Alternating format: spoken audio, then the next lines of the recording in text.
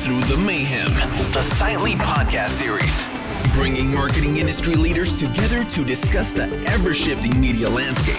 Learn about the ins and outs of real-time marketing, influencers, data privacy, technology, and so much more. All from industry experts with real experience, giving you the real answers. Now, let's break through the mayhem. Welcome, everybody, to another episode of Breaking Through Mayhem. I'm extremely excited today to have my friend Scott Bischoff joining me. Scott, how are you today? I'm good. Thanks for having me. I'm excited. Yeah, this is one that I'm very excited for us to dive in. And you and I have talked a lot over the last few weeks getting ready for this. And I think it's going to be a fun one for the people. But just so everybody can get introduced a little bit, would love for you to give a quick intro of who you are and a little bit about your background before we get in. Sure. Yeah. So I've been doing this for, the number keeps growing, 25 years, more than that. Yeah, always in media. My first job out of college, I dabbled as a sales assistant for a local newspaper for a hot second, but kind of came straight into media. And yeah, so I've been doing, I've worked on all sides of the business. I did sales for a brief moment, which we could talk about my ill-fated sales career. Most of my career has been agency side. I've had a couple client jobs. I'm currently consulting for and doing a few different things, but primarily working on the client side at a movie studio. Been mainly focused on entertainment for the last 15 years or so across movies, video games, streaming. Pretty much most of my career. I've done a little bit of CPG. I worked on Pepsi for a while. 15 some odd years ago, but always been entertainment. I love the pace of it. It's good, bad, or indifferent. You're done and you move on to a new audience, a new project, which is always kind of fun. And I've been fortunate enough, I joke I'm old enough to have started in traditional media because there was no digital media when I started. And then obviously been working in digital for a long time. So I've been able to kind of see the full gamut of everything we do. Excited to be chatting with you. That's awesome. Yeah, I think your background is really, really cool to think through, and somebody that also started on the more traditional media side and has evolved into some of the newer channels, if you will. I think what's really cool is you've experienced both agency, brand side, platform vendor, sales side, and seen it all, which makes it very unique. I mean, there are people obviously that stay one side their whole career, others that, the agency to sales is the standard, if you will, that a lot of people follow. But would be very curious for you to, give kind of some of the true nuance differences. And I think there's a lot of similarities that people don't always pay attention to, but curious kind of your feedback and thoughts on the true differences and what's led you to where you are now and why you're so excited about what you're working on these days. Yeah. I mean, I think the biggest similarity between all three before we get into differences is really, the idea of at the end of the day, you have to understand what the business goals are of everybody involved in I hate to use the word transaction, but the transaction, right? I mean, I think that's where I've always seen maybe agencies struggle a little bit more and certainly as the agency world has changed and they become more consultants than buying agents, if you will, than anything else. But really, regardless of what side of the table you're on, you have to understand what is the business goal of everybody, right?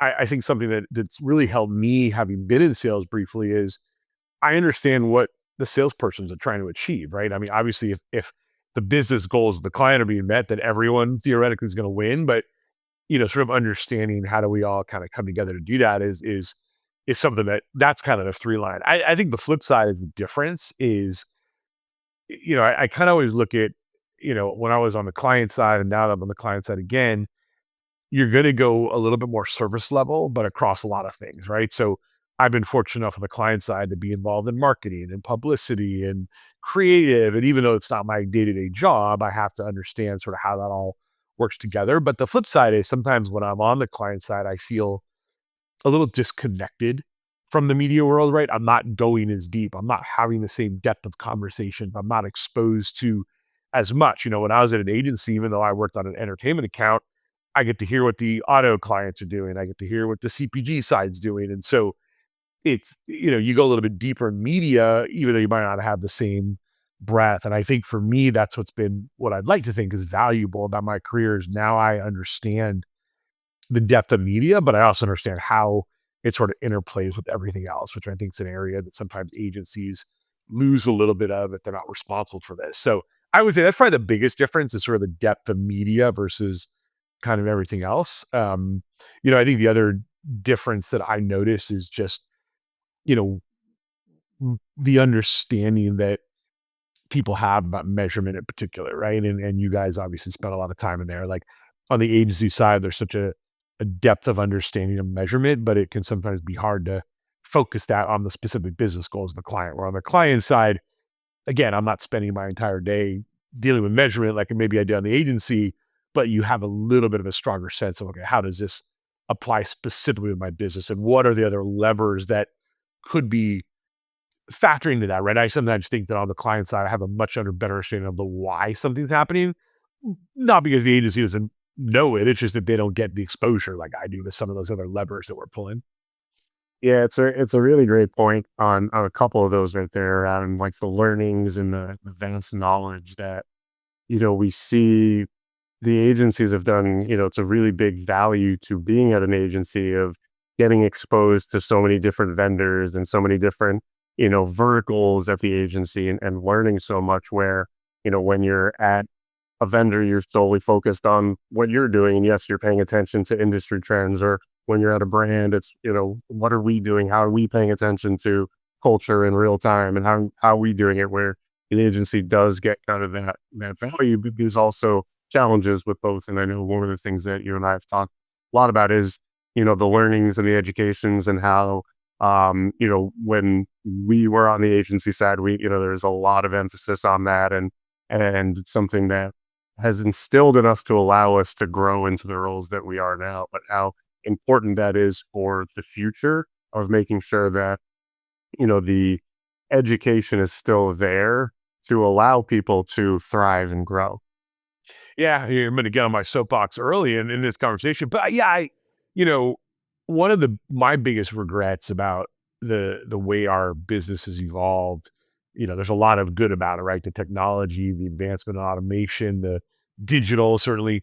But one of my biggest regrets about all that is in my opinion, it's forced us to ask our younger and incoming generations to move so quickly into that space of automation and just doing that we no longer have the ability and the time to spend learning the thinking, right? I mean, I think back to my early career and most of my first year or two in media was really just understanding how to think about things, how to be curious about things.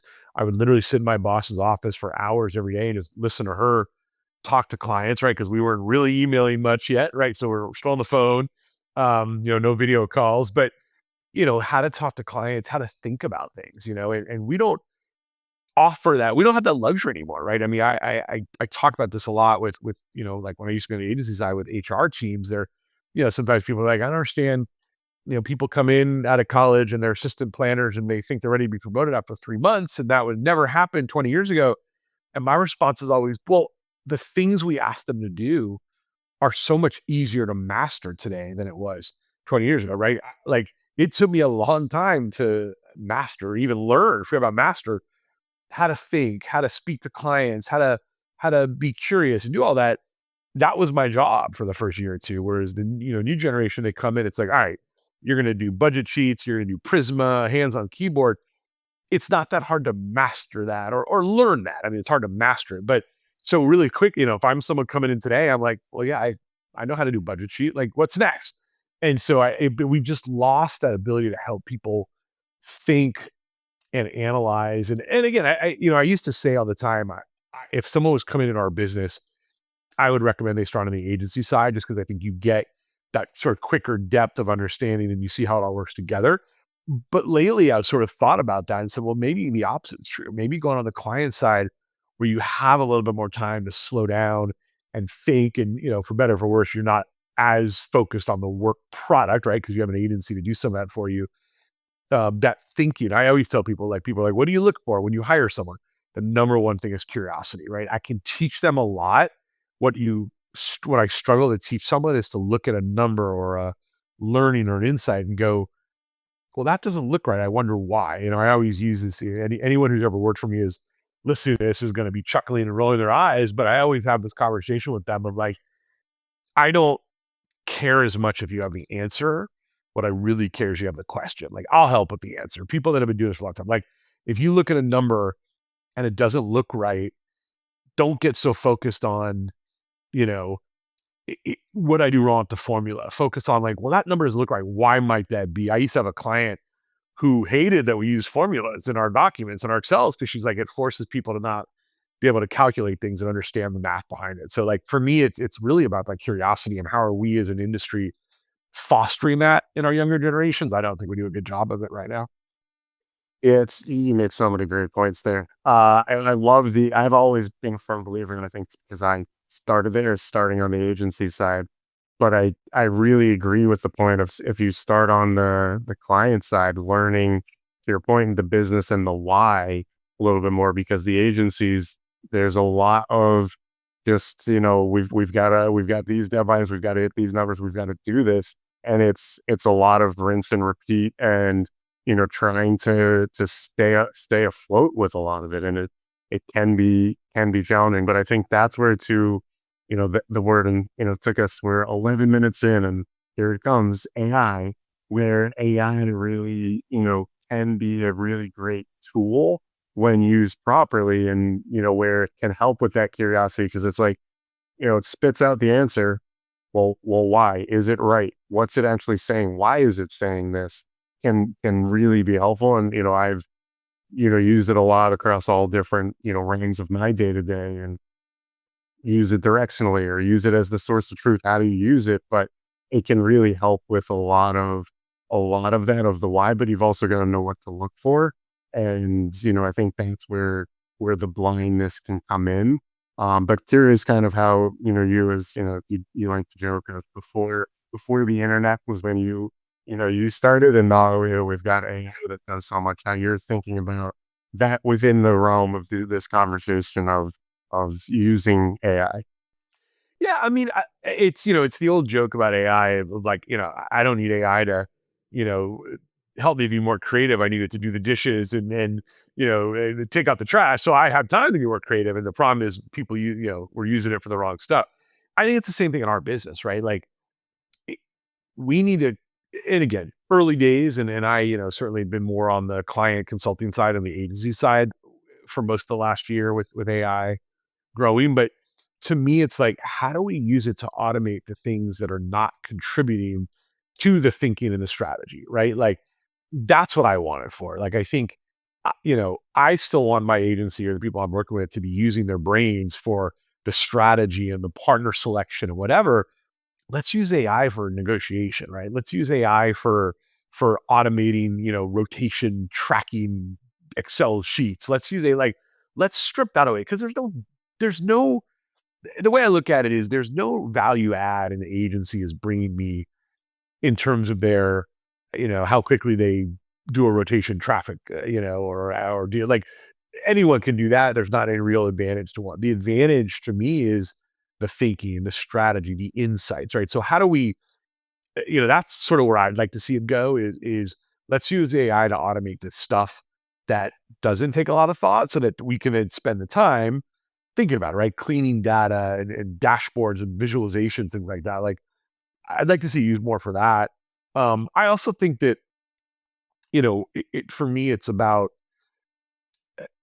how do we enhance the ability to tell stories, right? I mean, I think that's something that I've always been really focused on in my career. And I was fortunate enough to start media at a time when, you still had a lot of media and creative agencies that were combined, right? I spent many years at OMD and I worked on a couple accounts with Chiat. And I think that was such a valuable experience in my life and my career is understanding the creative side and how it all works together.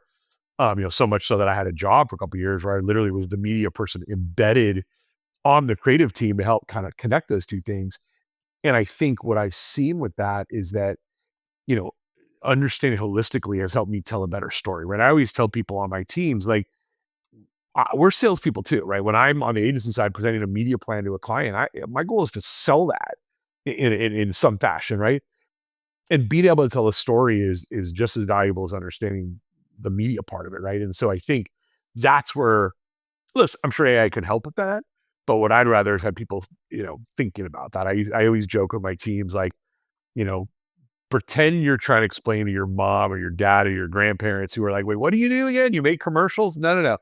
If you can explain your media plan to them, you're doing a job, right? Then you can explain it to people and understand it. And so I think with AI, how can it help us with those things, right? How can it help us do the automation stuff, take that off our plate? But then also maybe how can it help us tell a story a little bit? But everything in between, I think if you're not using your brain to do that, AI aided or not, that's where you're going to start to see separation between the people that are going to advance in this career, right? There's a gentleman I worked with in my last agency who always used to say, and I've heard this other people as well, AI is not going to take our jobs. People that know how to harness the power of AI are going to take our jobs. Eventually, AI will probably take it too, but we'll get there. And that's what I think. What I what I'm hoping to see is more of like who can harness the power of it, who can use it to automate things to free up our time to do the stuff that really matters. Yeah, I 100% agree. And it's obviously something we talk about a lot at Sightly around how we're using AI to gather all of the insights and analysis, especially, the question that I had for you is working across all the different brands that you have, but also now, primarily in the entertainment space where the speed to insight and, the speed to information is so much more important for entertainment brands with, short burst campaigns, and leveraging AI to help to accelerate that. So, the 24, 48-hour window of a release, you're able to get that information out. And, so how, are you thinking about leveraging AI differently or challenging teams to leverage AI for that and kind of how you're thinking about culture and real-time moments and real-time marketing as well in that realm? Yeah, I mean, one of the hardest things I always say about entertainment is that it's one of the few categories where you're going to spend the bulk of your money before your product is actually out there and available, right? And yeah, there's ticket pre-sales for movies and things like that, but by and large, you're marketing a product that is not available yet. And so when you think about what that means for the signals of measurement and understanding how what's working, what's not working, or if anything's working, quite frankly, that's a different challenge, right? Than when I maybe worked on Pepsi in my past, or I worked on a video game where we would spend some of our money before it was out, but then a lot of our money went to it was out.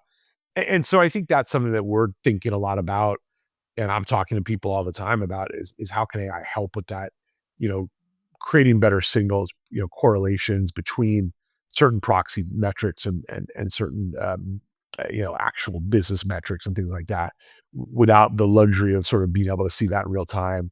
That's a big thing for me.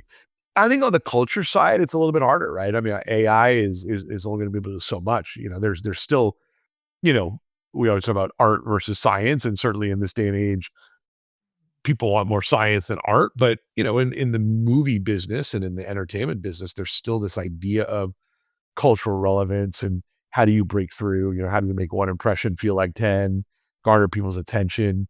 I've seen some amazing campaigns over the past couple of weeks for a bunch of movies, stuff I'm working on, stuff other people working on. And it's still the stuff that gets me excited. And I think the stuff that consumers get excited about, again, AI might enhance that, but it's not driving that, right? It isn't yet at the point where it can really, I think, identify what's going to break through. I think what to me, what measurement and AI and all the different buzzwords, really do bring to the table when it comes to culture is the idea of taking a little bit of the risk out of it, right? Helping understand what the metric should be, what the cost should be, you know, how to sort of build around it. I think that's where I've seen some interesting things come about. And also the flip side, I mean, I've been exposed to a lot of, companies and technology over the past 6 to 12 months that are starting to, it's kind of like the old school SEO, SEM world of like, how can I understand better how my brand is showing up in AI and almost like an old school search kind of mentality. But then it's also along those same lines, starting to be a little bit easier to understand, okay, well, where is that information being sourced from, right? How do I kind of game the system a little bit, right? I mean, as advertisers, we're always trying to figure that out, right? How do we game the system? How do we show up in new places? How do we take advantage of, the cynic in you would say, how do we ruin the next thing that, consumers try to outrun us, and we're like, no, no, no, I got you. I know where you are. And so I think but that to me is probably the thing that's most interesting about AI is this danger, if you will, of at what point do we lose control over culture? At what point do we lose control over dictating sort of, how that's going to show up, right? Search, for better or worse, didn't have a mind of its own necessarily like AI does. And so that is what's interesting to me is who's going to be the definition of culture in the next 5 or 10 years. And what does that mean for marketing and how I show up? I think that's a little scary, quite frankly, but that's something where I don't know that we've completely unlocked that, but I've seen, like I said, over the past 6 months, so a lot more companies kind of starting to move in that space of like, no, no, no, I'm going to help you understand how you have that presence there. And then the question is, well, is that then a false culture or is it, but again, that's not that different than SEM and what we've done in the past. So it's not that it's new, but it does scare you a little bit of like, if I can game the system that much, then culture becomes less culture and more almost manufactured, which is scary. Yeah, and consumers, to your point, will catch on pretty quickly, and it's where, the term we always like to use is authenticity. And so, just being in culture, just creating culture, but being authentic is truly what separates humans from machines, if we want to call it that. And both in the business world as well as then in the brand world. And you look at some of these events and big tentpole moments that have happened.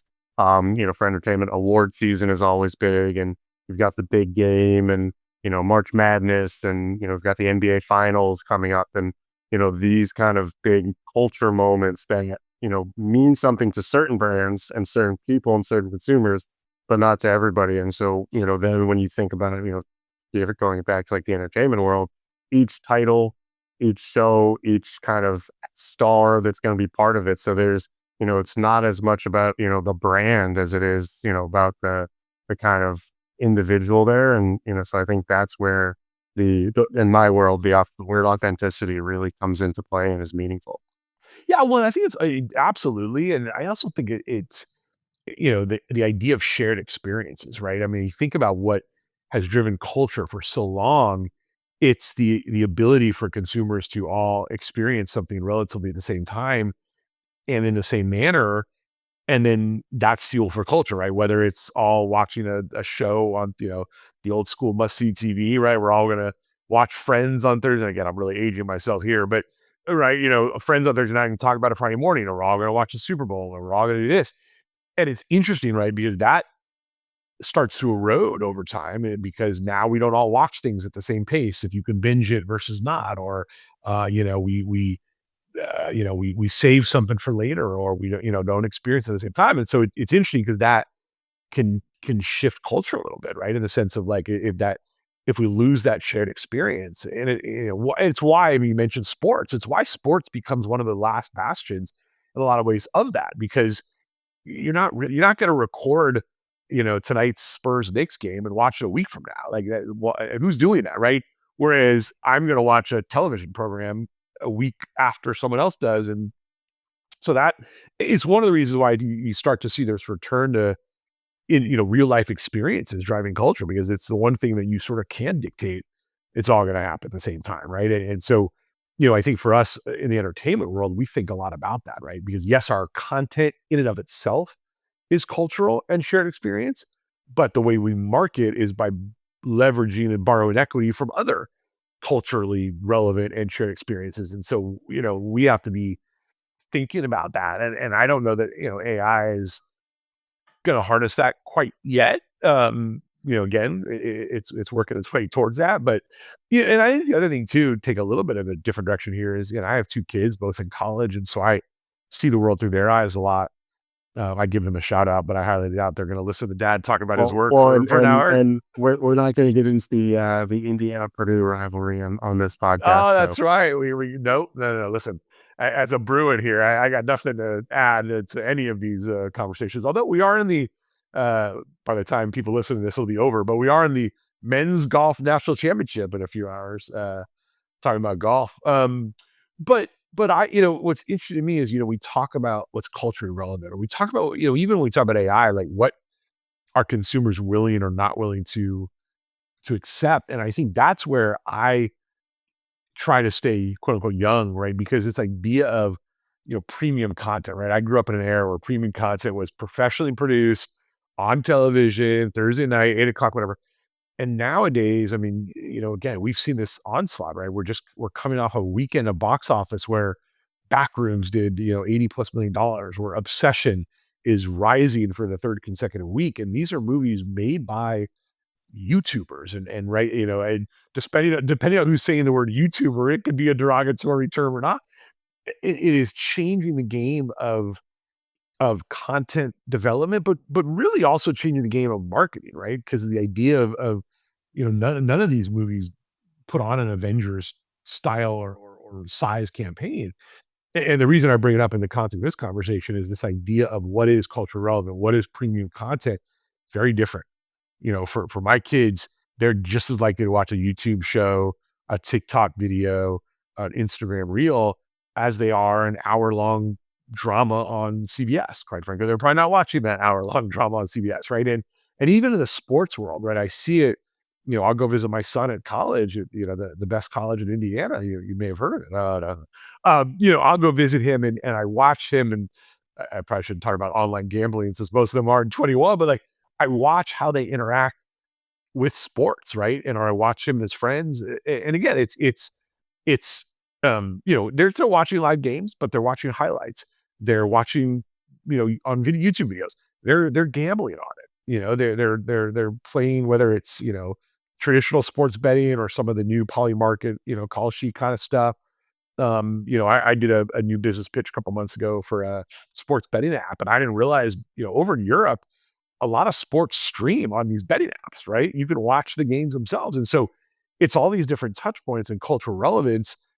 As marketers, we have to get all of that, right? It's not enough to just buy the game anymore on TV, versus my daughter, right? It's funny. I mean, I see her watch, clips of stuff on TikTok, and she may not be watching the whole show, or she may be behind a couple episodes on Euphoria. But I can also tell you that last night she went over to a friend's house to watch the premiere of Love Island in real time, right? So there still is this desire for the live real time TV, whatever you call it, although they probably streamed it on Peacock versus watching on NBC or Bravo. But so there's still a desire for that, but it's all those different touch points that kind of play into it that I think as a marketer, we have to understand how how that's being accessed, what's being paid attention to, and you need to be part of all of that, right? You can't just be TV or just be streaming or just be social. You have to understand how consumers are reacting to all that, and then be part of all of that. Yeah, it just brought up a really great thought I had of, the way everybody consumes the content that was premium before, whether it be the live TV or, sports is still that, still as similar as it used to be, but there's definitely a lot of nuance to it where, it's everybody's still on their phone or watching the secondary stream or whatever it may be, that there's a little kind of nuance to it. But, when we think about like the movies and how the movies are still going to the movies is the way it was, other than it's evolved with the reclining seats and you've got the Lux with the, the food and still some nuance there. But I'm, curious if you've had any thoughts on, something like that being changed to, match the culture moment, even though going to the movies in itself can still be that. But if there's, a way of, having it, and obviously, there's the direct to stream versus the in theater, you can have that viewing party still, but, yeah, it's a interesting thought to see if that will evolve. Yeah, I mean, look, I think that probably the biggest change that I've seen, and I say as a consumer more than a marketer in terms of movie going, is the migration of the old school kind of, I know I'm going to the movie theaters Friday night, it's just a matter of what I'm going to see, to what comes first, right? The content or the experience, right? Like I would argue that it was, years ago, it was the experience to something, right? I knew I'm going to movie. That's what you did on a date, or that's what you did with your friends. Like, and then it just became, what do I want to see? And that's not to say there aren't movies that drove you to a movie theater, but it was very much like, are you just doing it? Whereas in today's world, it seems like almost the opposite, right? Like going to movies is a tougher proposition, and luckily we're starting to see a rebound as certain things. But as a marketer, that's always my question. Like, do I have to work hard to get someone to even want to go see a movie before I get to see if they want to see mine? Or, and the same thing with streaming, right? It's like, my last job at the agency was mainly focused on original content promotion for the streaming, less on the acquisition side. But it's like, but unless this is the show that's going to make them subscribe, that's work together. And no different in the gaming space, right? Like I worked on, Activision for many years, and Call of Duty was the biggest game out there. But if you don't have an Xbox or PlayStation, not a whole lot I can do. And so I think for me, it's about how do we, not only how do we drive that experience, but whose responsibility is that? Is it the theater? Is it the studio? Is it the whatever it is? But, again, like we see it more and more. People will go to the movies if there's an experience or content they're interested in, right? And I think the movie theaters themselves are trying to figure that out, right? Is it better food? Is it more variety of food? Is it a bowling alley and an escape room right outside? Is it the recliners? Like, what is it people want from that experience? But at the end of the day, yeah, the content still has to be a big part of that. But that I kind of go back to that earlier about the back rooms and the obsessions of it all. Like, this is content that originated in a lot of ways on the internet, right? Like it was born out of that. There's a movie earlier this year, Iron Lung, that was also the same kind of thing. Again, it doesn't always matter where it originates or where it starts or who started it. And I think that, that to me is where AI is going to make such a change. It's the democratization of content. But I would argue we've been seeing that for years, right? I mean, the explosion of streamers made it so that we just needed more content in the marketplace, right? Like whether movies, series, documentaries, whatever it is, like before AI even came around and made it easy for anyone to do that, overnight, almost seemingly, we had 2 to 3x the amount of content that was needed, right? And you saw that sort of manifest in different ways, right? The explosion of international content. I mean, some of the best content I've watched on Netflix are shows from Spain or from Israel or from, South America, whatever. And so that became sort of the first idea to say, we need content from everywhere. And then we're like, oh, well, consumers will respond to that. How do we do more of that? And so now, of course, we've all seen the video out of China with, AI, actors. It looks like a real scene from a movie. And my question for my kids all the time is, do you care? Right. I think we probably are a little bit overly sensitive to the idea of, oh, people don't want the content to come from AI. Well, we've been doing CGI for years, right? Like, what's the difference in a lot of ways? So, and again, you see with kids, right? And it reminds me of 10 years ago, where we were like, oh, nobody wants to watch content on their phone. Well, no, we have a whole generation that's okay with that.